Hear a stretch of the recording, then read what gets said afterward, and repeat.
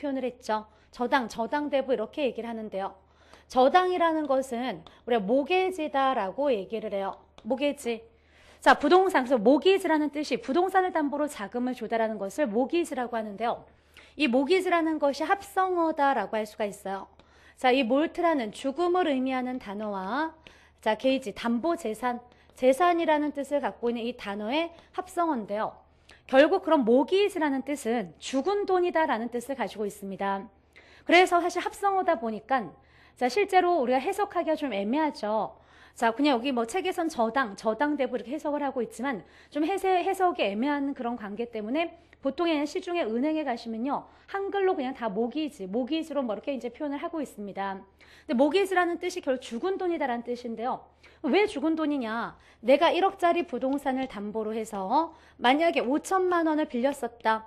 그러면 내가 빌렸은 이 5천만 원 부분은 이미 죽은 돈이 돼버렸다라는 얘기예요. 자, 요때 자, 우리가 보통의 일반 투자자인 나를 지분 투자자라고 했고요. 나에게 돈을 빌려준 은행을 뭐라고 한다? 저당 투자자, 저당 대출자라고 했습니다.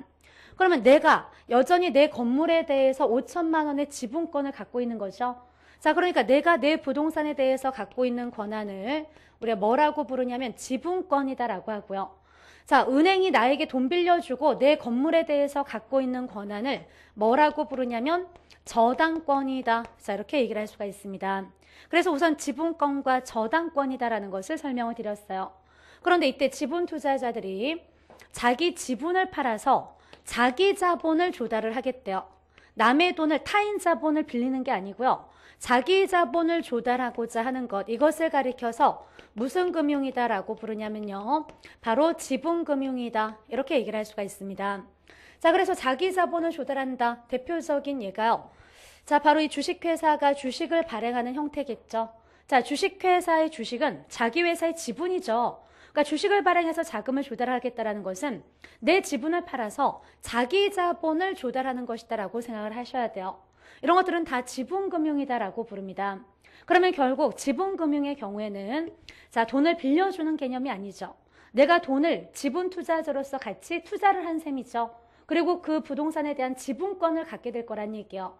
그럼 나중에 그 지분 비율에 따라서 돈을 빌려준 게 아니니까 이자를 받는 게 아니고요. 지분금융은 결국 뭘 받게 되는 거죠? 그 수익에 따라서 배당을 받게 되는 것이 바로 지분금융이다라고 할 수가 있습니다. 우리가 주식 같은 거 사시면 결국 그 회사의 수익성에 따라 배당이라는 걸 받잖아요. 그죠? 자, 그래서 자, 수익이 굉장히 좋을 때는 자, 배당 그죠? 이자 받는 것보다 그죠? 훨씬 더 높은 수익, 배당을 받을 수 있다라는 그런 장점도 있지만 지분금융은 큰 위험성이 원금에 대해서 어떻게 돼버릴 수도 있죠. 원금의 손실이 발생할 수도 있다는 것이 바로 이 지분금융의 위험 중에 하나다, 단점 중에 하나라고 할 수가 있습니다. 자, 그리고 이제 타인 자본을 조달하는 거죠. 이렇게 저당을 설정하거나 저당대부죠. 우리 뭐 사채를 발행하거나 자, 앞에서 보신 뭐 담보신탁도 마찬가지예요. 이런 식으로 자, 결국은 타인 자본을 조달하겠다. 자기 자본이 아니라 타인 자본을 조달하고자 하는 것, 돈을 빌려오는 거죠. 자, 이것을 가리켜서 뭐라고 부르냐면 자, 부채금융이다. 자, 이렇게 이제 표현을 할 수가 있습니다. 그러니까 부채금융은 결국 자, 돈을 빌려주는 개념이니까 자, 거기에 대해서 뭘 받는 거죠? 이자라는 것을 받는 형태가 부채금융이다라고 생각하시면 돼요. 자, 그래서 금융에는 결국 지분금융과 자, 부채금융이다라는 것으로 구분을 할 수가 있습니다. 이때 바로 또 다시 지분금융을 얻기 위해 증권을 발행할 수 있는데요. 그걸 가리켜서 뭐라고 부르냐면 자, 지분증권이다. 자, 이렇게 이제 부르고요. 자, 부채금융을 얻기 위해서 증권을 발행할 수 있는데 그걸 가리켜서 또 뭐라고 부르면 되냐면 자, 부채증권이다. 자, 이렇게 이제 부르시면 돼요. 자, 그래서 우리가 자, 미리 또 연결해 보면 자, 우리가 공부하시게 될 또 그런 여러 가지 자, 제도들 중에서요. 대표적인 지분금융이다라고 하면 어떤 것들이 있냐면 앞에서 보신 신디케이션, 그쵸? 신디케이션이라든지 자, 또는 조인트 벤처죠. 조인트 벤처라고 해요. 공동사업인데요. 자, 조인트 벤처라든지 자, 또는 리츠라든지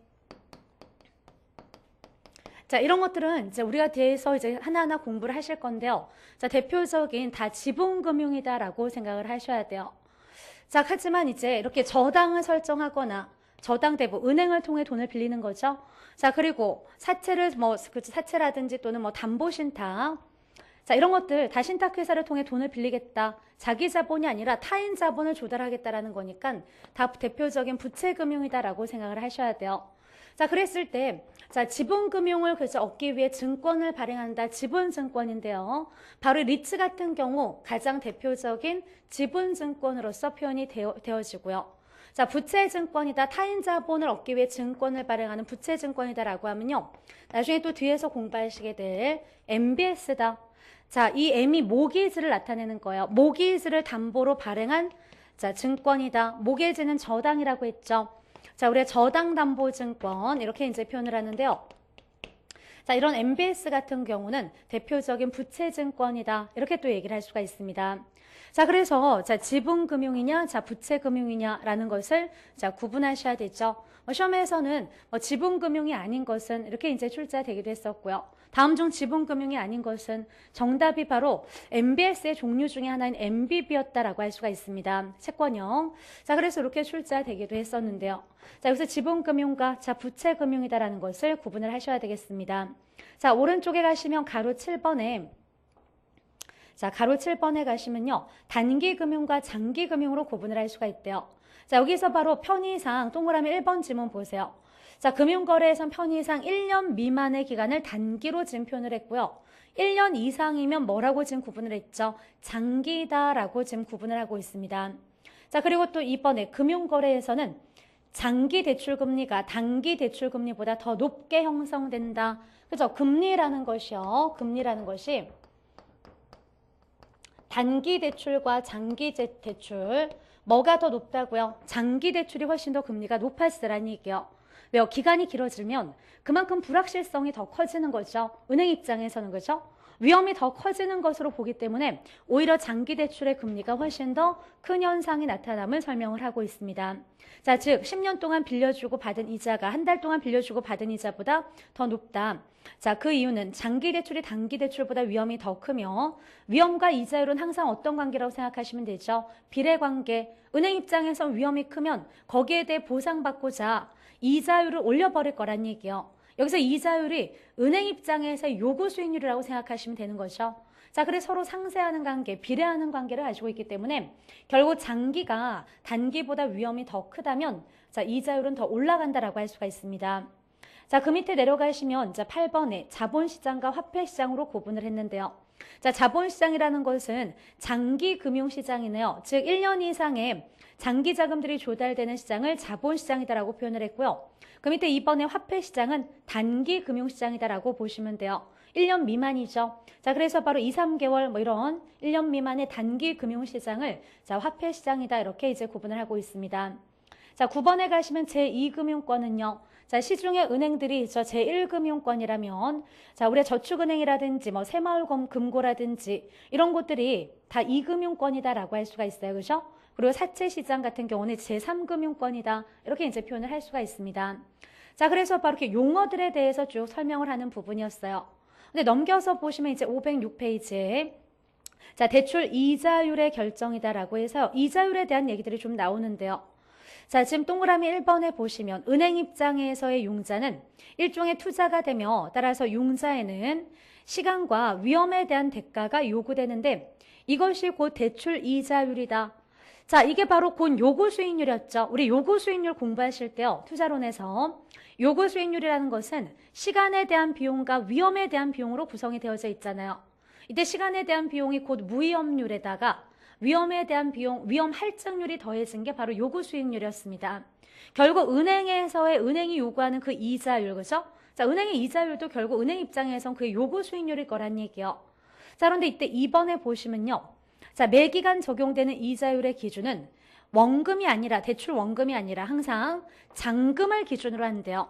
자, 이자율이라는 걸 계산할 때는 주의하실 것이 대출 원금에 대해서 계산되는 게 이자가 아니에요. 잔고에 대해서 계산되는 것이 이자다. 잔금에 대해 계산되는 것이 이자다라고 생각을 하셔야 됩니다. 자, 그래서 바로 나중에 이제 뒤에서 고정금리 설명드릴 때 다시 한번 자, 설명을 드릴 거고요. 3번에 융자금리가 낮을수록 금리가 낮아지면 당연히 또 수요는 어떻게 될 수 있죠? 수요는 증가한다라고 할 수가 있어요. 공급도 역시 증가할 수 있고요. 자, 그런데 이제 그 밑에 보니까 실질이자율과 명목이자율이다라는 것을 자, 설명을 하고 있는데요. 자, 우리 은행에 자, 요구 수익률, 즉 명목이자율이다라고 하면요. 자, 어떻게 구성이 되어지냐면 명목이자율은 자, 실질이자율에다가 여기다가 예상되는 인플레율이 더해진 것이 바로 명목이자율이다라고 할 수가 있습니다. 그러니까 은행들의 결국 이 최소한 우선은 그저 기본적으로 나와줘야 되는 요 실질이자율에다가요. 우리가 그 투자론에서 요구 수익률 공부하실 때 피셔 효과에 의해서 예상되는 인플레율이 더해졌죠. 여기서도 마찬가지예요. 은행들도 결국 이 물가 상승에 대해 보상받고자 금리라는 것 안에는 예상되는 인플레율이라는 것이 고려되어져 있더란 얘기요. 자, 그래서 바로 명목이자율은 실질이자율에다가 예상 인플레율이라는 것이 더해진 것이다. 그럼 만약에 실질이자율을 계산하시오라고 하면요. 실질이자율은 어떻게 계산하시면 되죠? 명목이자율에다가 예상되는 인플레율을 자, 빼버리시면 되겠죠. 그죠? 자, 그런데 이제 은행 입장에선 보세요. 만약에 이 실질이자율이 시장에서 자, 5%였대요. 그리고 여기서는 실제 인플레율이 아니고 예상되는 기대 인플레율이라고 생각을 하셔야 돼요. 그럼 은행들이 어느 정도 이제 예상을 해서요. 한 3% 정도를 예상한 거죠. 그래서 이렇게 8%로 자, 명목이자율 8% 딱 고정금리래요. 고정금리로 대출을 했다라고 생각을 해보세요. 그죠? 그럼 고정금리로 이제 8% 대출을 했는데 사후적인 인플레율이 예상하는 인플레율이 3%였지만 자, 실제 인플레율은 더 높게 나와버린 거예요. 만약에 실제